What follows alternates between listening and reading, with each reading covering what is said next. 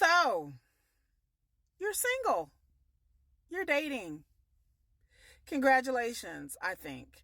You're trying to navigate the dating sphere out there, whether you be male, female, gay, straight, or non-binary or whatever. You are out here trying to find somebody. Ow, my hair is caught in my ring. Y'all see that shit? But you are trying to be out here and you're trying to find somebody, right? Right. So you're new to dating apps, or you're an OG, or you really feel like you don't know what you're doing, or maybe you do think you know what you're doing, but you don't really know. For me, in my channel, in this video, I'm going to talk about the most important time when it comes to finding a mate. It is not when you're dating. It's not after you've been intimate. It's not after you're already in a relationship. To me, the most important time in the game of love, to me, is the beginning. When you're first online talking to somebody. Now, my video is going to talk about online dating. I'm going to give you 10 things that you should be asking people. And like I said, online dating. If you guys are out there meeting people at church or through friends or at school or whatever, I don't know anything about that. I can't help you with that. And a lot of these are not going to apply. So these are strictly going to apply. And the things that I talk about is strictly going to be those of you who are online dating, because that's what I do. Hi, my name's Kiki. I'm single. I'm over the age of 40. A lot over the age of 40.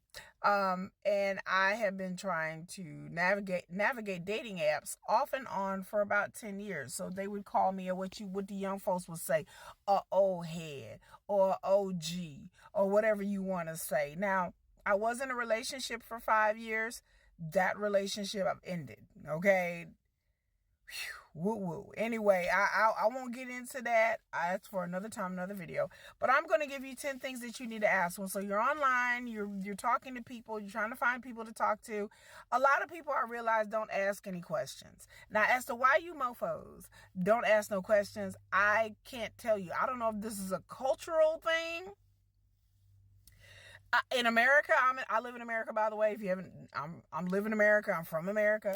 Like, I don't know if this is a cultural thing, or is this just I don't know what it is. And I've been a victim of this myself.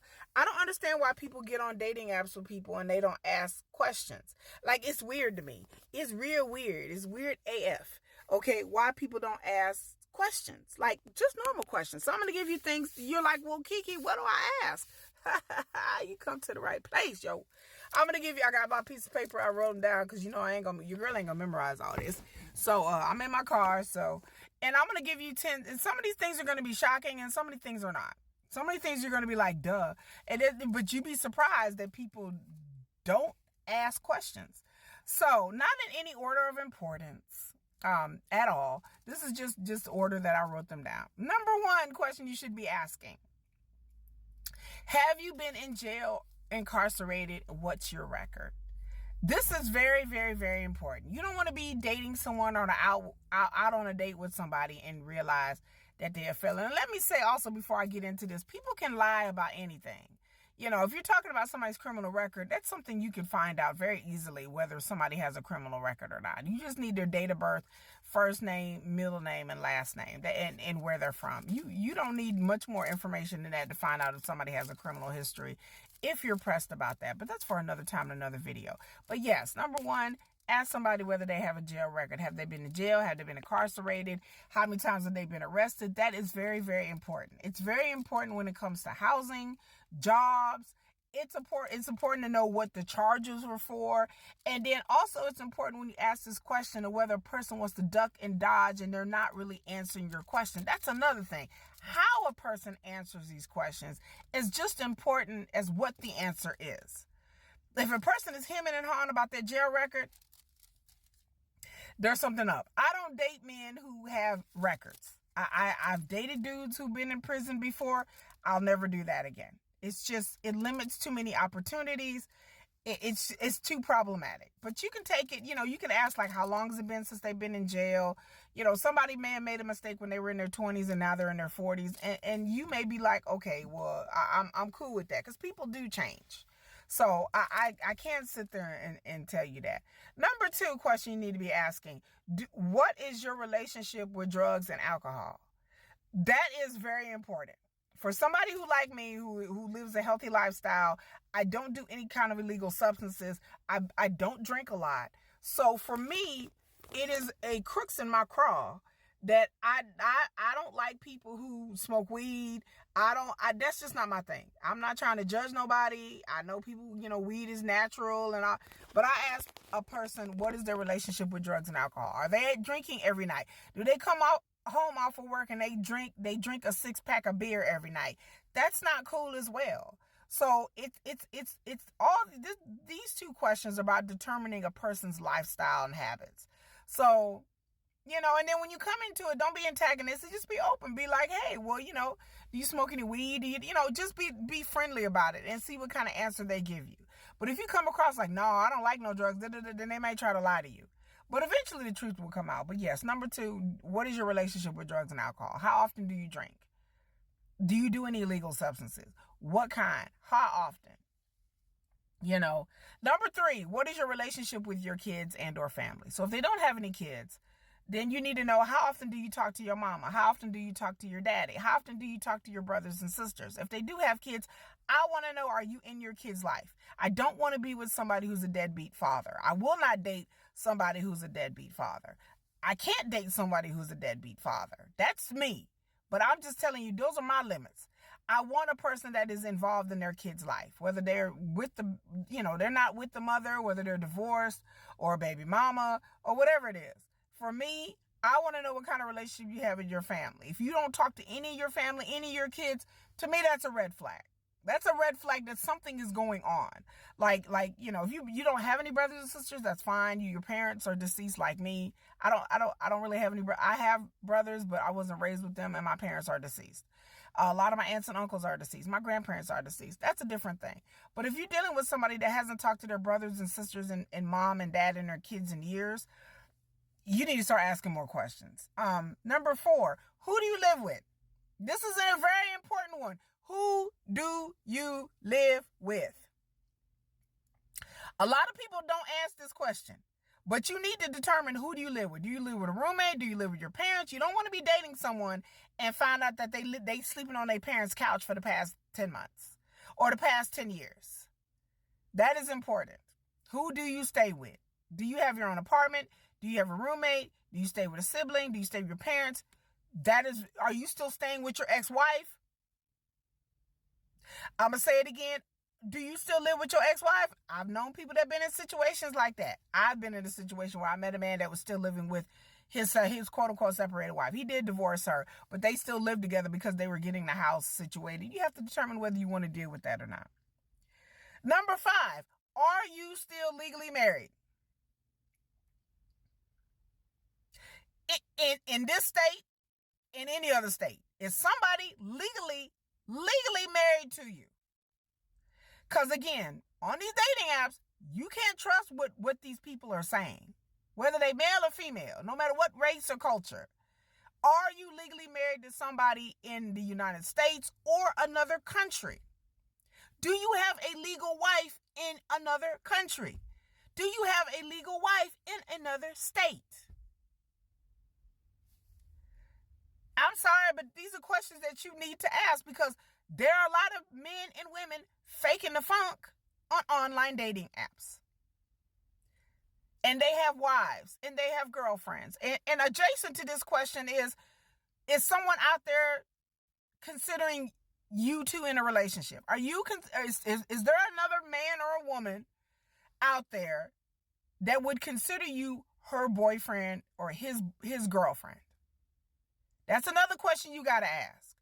Because people will dance around and be like, hum, humming. Well, I have a baby mama and she still think we together. No. She won't let go. I have an ex-wife and no. They're lying. They're lying. Run for the hills. I don't want anybody who is technically speaking legally married. You file for divorce, that's fine. You legally married to somebody out there, no, don't do it. Number five. We talked about, are you still married? Number 6, how long have you been single? You'd be surprised that a lot of people, sorry y'all, don't ask this question. How long have you been single? Why is that important to ask that question? Because you're determining a lot of things. First of all, if they've only been single for 1 month, 2 months, 2 weeks, then you might be a rebounder. This person may not have healed. And then the other end of the pendulum, a person been single for 10 years, 5 years, 10 years, people get used to being single. I'm guilty of this. I've been single over 2 years now. And I've gotten used to being single. So it's very hard. I need to do a whole another video on this about the longer that you are single, the more you are comfortable being single. So that's a thing. So, you that's not really a red flag for me. It may be for you, but you can know how to get your mind right into figuring out this person. As asking how long you've been single. You'd be surprised a lot of people don't ask that. Number 7, what are your hobbies and interests? Now, for me, I have quite a few hobbies. Content creator, artist, writer. I also work out. I also like to travel. I have hobbies and interests. To me, one of the problems I've seen with dating today is that there are a lot of men and women that don't have any hobbies and interests. I've heard people's hobbies and interests being tacos. Tacos is not a hobby and interest. Watching TV or watching Netflix is not a hobby or interest. That's just something to do to pass the time. Entertainment, watching football is not a hobby or interest. Watching TV or movies is really not a hobby, unless it's something that you're really into, like movie making, or you're really into sports, like you go play sports and then you watch sports. That's a hobby or interest. People have gotten leisure things confused with hobbies and interests. I like to watch TV. I like sci-fi. I like to go to spas. I like to swim, but it's not a hobby or interest. It's not something that I'm passionate about or something that I actively work at. A hobby or interest is something that you are passionate about, that you actively work at. And like I said, for me, I like a man that has his own thing going on, that he likes his own interest. And his interest doesn't have to be mine, but I would like to have him just something that keeps his mind and soul occupied. That is to me, is a well-rounded person. Like, what do you like to do? And a lot of people just don't like to do much of anything. And that is one of my biggest problems with dating today. So number 8, politics. Now, for some of y'all, it's not important. For me, it is very important. As somebody who is very politically aware, he used to be very politically involved in my 20s, somebody who used to be a protester, somebody who believes in social justice, I have a strong sense of political acuity. So to me, I can never be with somebody that didn't match my values. Values is very important. Values should be important to not just me, not just the people who are politically aware, but they should be important to you as well. I said it before, if you're a Christian conservative and you believe in God and you go to church every week, or you try and reading the Bible, and your faith is very important to you, you should not be unevenly yoked with an unbeliever. But I see this a lot. I see a lot of people settling and giving in. No, if religion and your values are that important to you, because for some people, they have no values. Some people, they have no religion, no values, and that's fine. If politics isn't important to you, that's fine. If religion is important to you, then that's fine. But for some people, it really is. To me, the things that I do and the moves that I make in my life comes from me being a very politically and emotionally intelligent and aware person. The reason why I like other cultures, the reason why I'm so open-minded to different experiences, whether it be different cultures, different sexualities, different nationalities, different cultures, has to do with me being a very open-minded, liberal person. I'm not afraid of other people. I don't have any problem with immigrants and other people. I don't have that hang up. So the things that I like to do in my life when it comes to my hobbies, and things I like to do, I like to go to Chinese festivals. I might go to a Korean festival. I might go hang out, with some Muslims. Like you have to be able to do that in order to be with me. You can't be a person who don't like the gays and who don't like this, and I don't understand this culture. And I've had people say that to me. That's a turnoff to me. I mean, you're a narrow-minded person. And I can't take you, and we can't enjoy our lives, the life that I like to enjoy, if you are not game. If you're not like, okay, I'm open-minded, let's go. You have to keep, you may not have any knowledge of K-pop and BTS and Korean culture, but I at least want you to be open to be like, well, this is something she really enjoys. Okay, you ain't got to go to a K-pop concert every week, but damn it, like I want somebody who is like, okay, they might want to go to the sci-fi convention with me. They may not be into this. This may not be their thing, but they're going to look around and they're going to walk around and be like, whoa, because that's how I am. I am not into a lot of things. You want to go to a reptile convention? I'm not into reptiles, but damn it, I'm going to go and I'm going to look around and be like, whoa, well, okay. Like, I can dig it. I can go anywhere, any place, anytime, any culture. And I feel comfortable in my skin and who I am. I'm very comfortable with my blackness. And so I'm not offended by anybody else's cultural experiences, even people's religious experiences. I'm an atheist, but I feel comfortable. As long as you feel comfortable, but it's something that somebody's interested in, then I want to go. I want to experience a new experience. And so, asking about politics is very good. Number 9 thing that you need to ask: when's the last time you were on a date? Again, I'm shocked that a lot of people don't ask this. This is very important. When was the last time you went out on a date? When is the last time you met up with somebody on this dating app, or when's the last time you just met up with somebody? That gives you a frame of reference. Like if they said, man, I ain't been on a date in 4 years, then you got to understand, like, okay, I may need to plan out a little bit more. Or I just went on a date last week. Then you understand, or I went on a date, a couple of weeks ago. And then before that, another couple of weeks. So obviously this person is used to meeting up with people. If you're talking to somebody online and they haven't been on a date in years, and they've been on this dating app and they still have yet to meet anybody, and they didn't just sign up, you need to go into another probe, like, okay, well, why haven't you been on a date? What has stopped you from dating? Or you just haven't been looking? You haven't found the right, like, these are questions you need to ask. And then number 10, you need to ask, how long have you been on this dating app? I know a lot of people that don't even ask that. How long have you been on this dating app? Is it off and on? Have you been on here for a couple of weeks, a couple of months, a couple of days? Because I've learned that the people who are like, oh, I just signed up a couple of days ago, or oh, I just signed up a week ago, usually those people are the flaky people.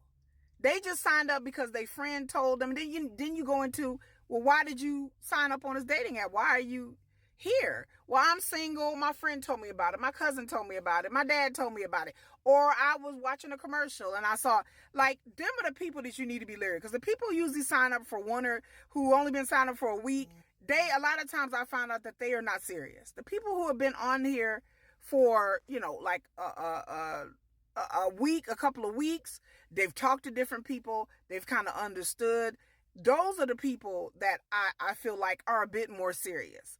But the people who just sign up, you can take it with a grain of salt that, maybe they did just sign up. But I've seen a lot of people who told me they just signed up and then all of a sudden their account is deleted. Some of these people are cheating. Some of these people are lying. Some of these people are just curious. They treat dating apps like it's social media. So you have to be leery of that a lot. So, those are the 10 things I can think of right now. There are a bunch of more things that you need to ask, but that's just the start. That'll just get the ball rolling and and these 10 things also are 10 things that get conversation started. Like once you start probing people and asking them questions, then they should be able to ask you questions. And you should have a back and forth. You should be able to communicate with the person. And this will give you a more idea of the person that you're dealing with before you even decide to meet them. You may find out their answers and listen to what they're saying and be like, nah, red flag, or no, this is not the person for me. So, this is just to get us started. And again, make sure you like, share, subscribe, and comment. What kind of things do you ask, or maybe you never thought about even asking any of these things? Y'all go ahead in the comments and let me know. And until next time, y'all, peace.